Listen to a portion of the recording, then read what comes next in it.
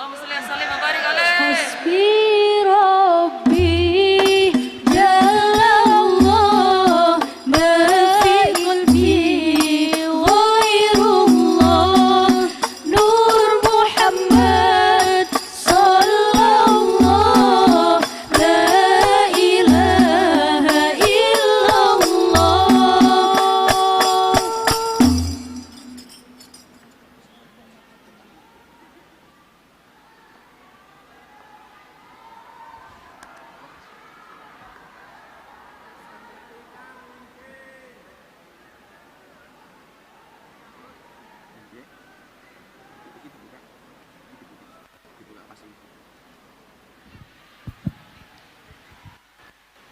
Assalamualaikum warahmatullahi wabarakatuh.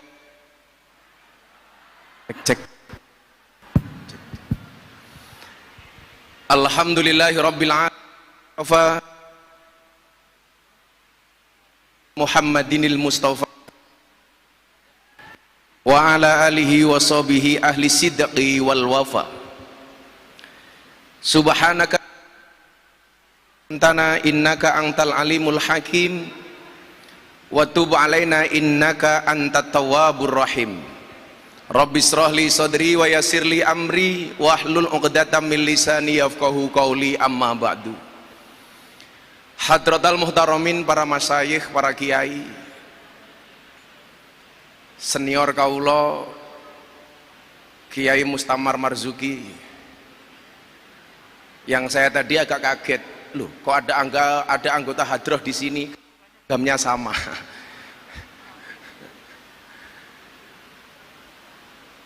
Para masyayikh ingkang estu kaula takzimi, yang terhormat Ibu Gubernur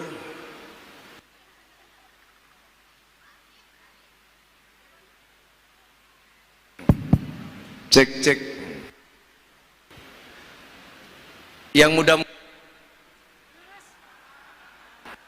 cek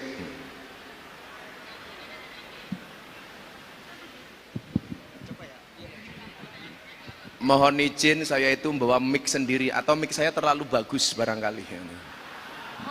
Cek hati lagi. Cek Ibu Nur yang saya muliakan, yang saya hormati, mudah-mudahan Allah jagai. Indonesia butuh orang nekat kayak Bu Khofifah. Bapak Wakil Gubernur yang kemarin kita ketemu di Lamongan, yang sangat dekat, karena kita ketemu di kecamatan dekat.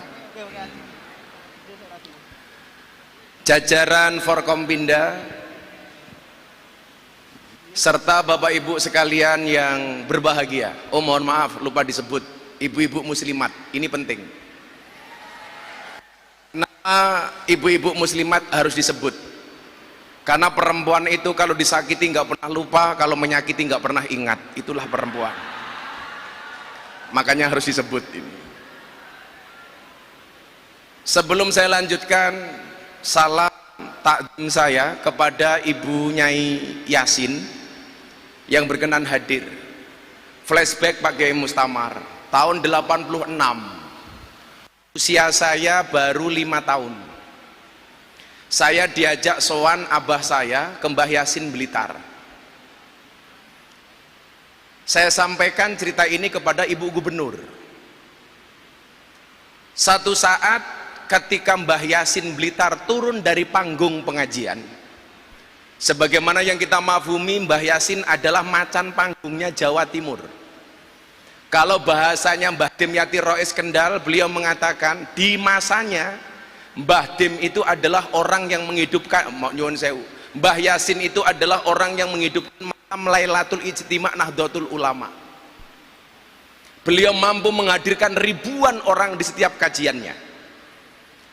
Pas kula sowan mriko Kiai, turun dari panggung, Mbah Yasin ku ngelus-ngelus sirah kula. Saya pegang nyamati. Yang salah mic-nya apa servernya? Tobat. Cek cek. Kok ada? Cek cek. Panitia. Inilah bedanya sound system sama cewek. Sound system diragati okeh ketok wujute, cewek diragati okeh dipek kancane.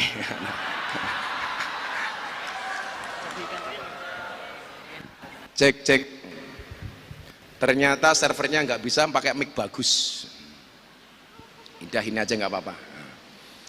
Turun dari panggung, kepala saya diusel-usel sama Mbah Yasin. Waktu itu beliau bilang begini, nggak saya kurangi, nggak saya tambahi. Bapak saya kebetulan namanya Muhammad Muradi. Mbah Yasin bilang sama bapak saya, Pak Mur, sesuk anakmu iki cangkeme dadi.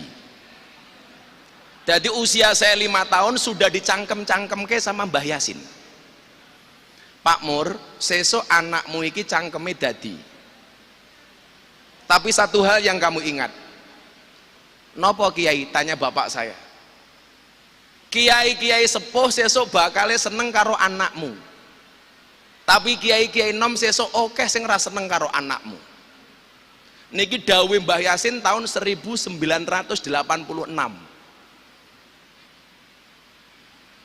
Dan subhanallah, kayaknya nyata Pak Kiai Marzuki. Saya hampir dengan semua kiai sepuh yang ada di Indonesia, insya Allah saya dekat. Sang pembela saya di saat saya sedih, Maulana Habib Lutfi bin Yahya, Mbah Dim Kendal, Al-Maghfurullah Mbah Yaidin Ploso. Sebelum beliau meninggal telepon saya diminta untuk sowan ke Ploso. Le kowe Reneo, aku kangen. Sampai Ploso, saya dikasih sarung BHS-nya beliau yang sudah dipakai 2 tahun. Le sarungnya nggih awakmu. Wonten dawuh napa, Abah? Beliau menyampaikan kepada saya, jajal kue cerita. Jarene kue wingi bar nambani Mbah Dim Kendal. Tadi ceritane Bu Gubernur, Mbah Dim itu sudah sakit 14 hari nggak keluar dari kamar. Gus Alam putra beliau telepon saya nangis. Gus Miftah jenengan didawi ibu kapure sowan teng Kendal. Wonten dawuh napa Gus? Abah niku pun 14 dino mboten medal kamar, mboten dahar, mboten kersa teng rumah sakit. Sapa ngerti jenengan tindak mriki, Abah mari. Lah kula takon, apa hubungannya Mbah Dim sakitnya dengan saya? Gus Alam jawab, Mbah Dim itu hampir setiap hari nonton YouTube-nya Gus Miftah. Mila kula kadang-kadang mikir, waduh lak Mbah Dim mirsani kula pas saya misuh gek kepiye. Saya itu berusaha Pak Kiai, kalau ngaji nggak misuh, tapi malah diseneni karo sing ngundang. Haulnya Mbah Yai tambak beras, wonten Bu Gubernur, enten Pak Kiai. 40 menit saya ngaji sama sekali nggak misuh. Didatangi sama Kiai Hasib, beliau marah sama saya. Gus, aku ora trimo. Napa Pak Kiai Hasib? Mosok ngaji 40 menit belas orang misuh ki kepiye? Lucunya apa? Mbah Dim itu kalau sedang nonton YouTube, channelnya diganti, tontonnya diganti, umpamanya diganti Gus Baha. Mbah Dim protes, ojo mok ganti Gus Baha. Lak ngono kuwi aku wis iso.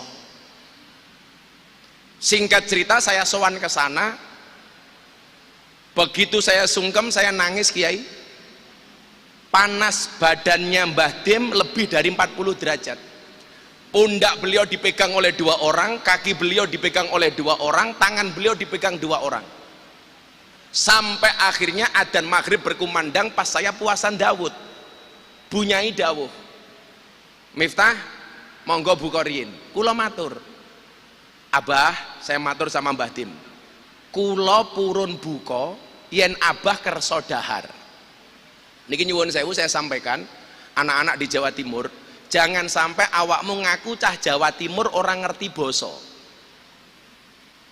Saya kemarin tersentak ketika seorang anak matur sama saya begini, Gus, kula badhe ngerawi pondoke panjenengan. Ini dalam tata krama bahasa Jawa pun salah.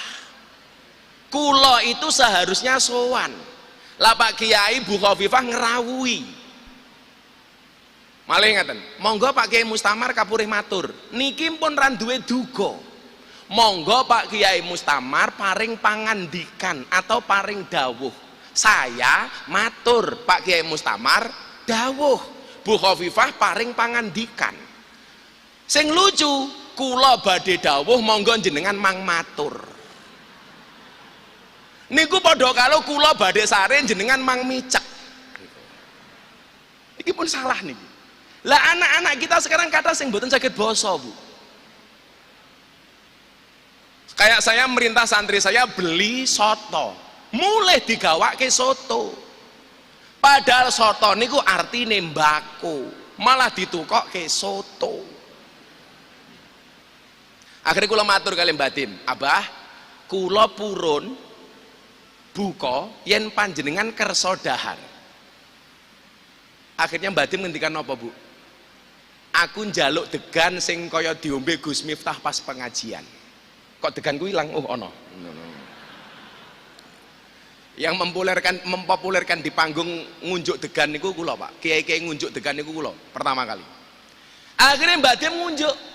Saya buka puasa, saya makan, saya minum es buah, Mbah Dim dawuh, aku pengen es buah. Jam 7 malam saya sholat di kamarnya Mbah Dim, 7:30, panasnya turun dari 40 menjadi 36 derajat. Dan alhamdulillah Mbah Dim sehat waras dugi dinten menika. Jenengan mangdongake Mbah Dim. Saya kemudian jadi ingat napa ingkang dingendikake kali Mbah Yasin niki wau. Sesuk anak mumur cangkeme mandi. Kiai-kiai sepuh bakal seneng kali bocah niki. 2001 saya viral pengajian, mohon maaf, memberikan ceramah di gereja Penjaringan Jakarta Utara.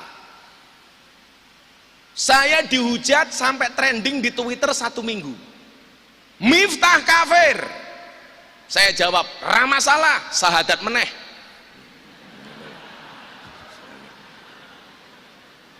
Di posting Deddy Corbuzier, 2 hari posting di Instagram ditonton 15 juta kali. Komentarnya 100.000 kali lebih. Semuanya mencaci maki saya.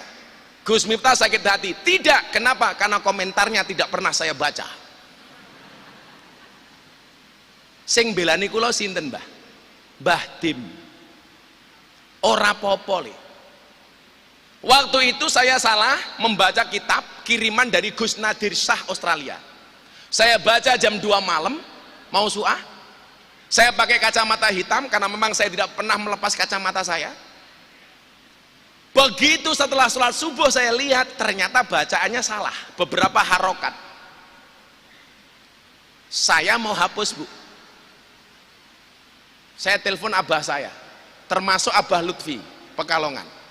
Apa beliau bilang? Nak, jangan kamu hapus. Kenapa?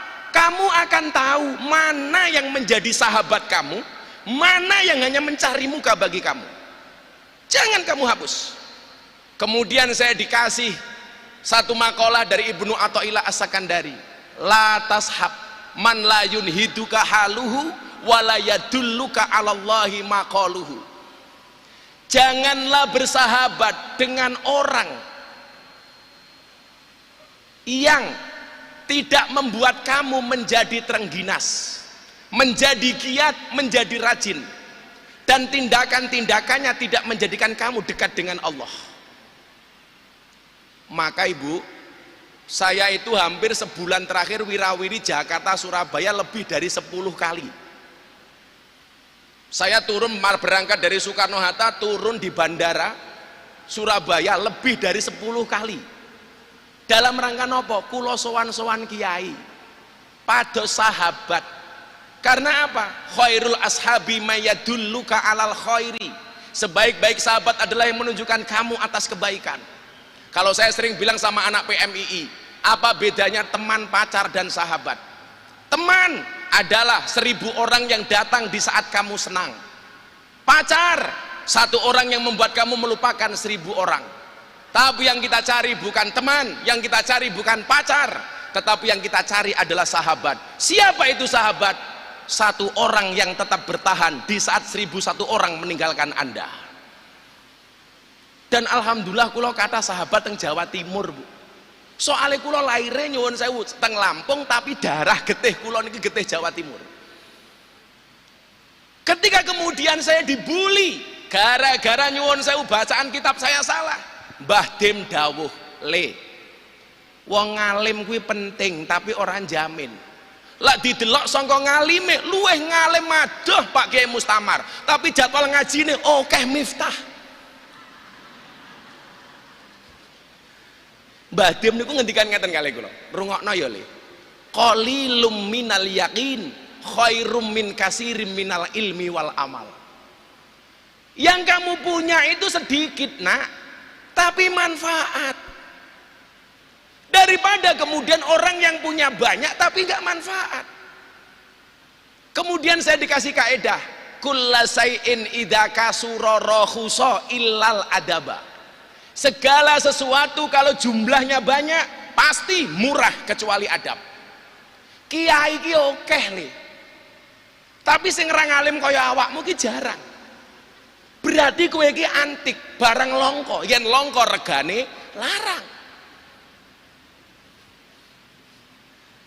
Kiai niku kathah, tapi sing gelem ngurusi lokalisasi sedikit. Namung Miftah. Kula tahun 2002 men mlebet teng Doli. Tahun 2000 sudah masuk di lokalisasi Sarkem. Kula matur kali Bu Khofifah, Bu, mbok Doli jenenge diganti. Napa Alfa Doli? Loh kan keren. Pemilihan diksi kata itu kan menjadi penting. Coba dibuat peraturan gubernur merubah nama Doli menjadi Alfa Doli. Siapa tahu akan banyak keutamaan-keutamaan dari Doli. Kita nggak pernah tahu. Ingat loh, orang baik punya masa lalu, orang jelek pasti punya masa depan. Saya pertama kali mendapatkan predikat presiden para pendosa niku teng Doli, Bu. Mila saniki kata mobil gambare Gus Miftah teng dalan truk ana tulisane presiden para pendosa. Niku pertama kali teng Doli Surabaya. Mila kula matur kali Pak Kiai. 3 bulan yang lalu saya mendapatkan 3 penghargaan dari Leprit, Lembaga Prestasi Indonesia dan Dunia, dalam 3 kategori.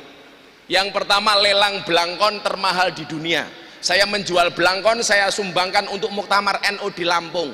Belangkon 90.000 terjual 900 juta. Ini belangkon nih. Yang kedua saya dapat penghargaan sebagai dai yang paling istiqomah pengajian di lokalisasi. 22 tahun. Istiqomah berat Gus, berat. Kalau istiqomah pasti berat, karena kalau ringan namanya istirahat. Untuk istiqomah selama 22 tahun ini nggak susah, nggak ringan. Banyak cobaan. Kenapa kalau cobaan banyak? Iya, karena kalau sedikit namanya cobain.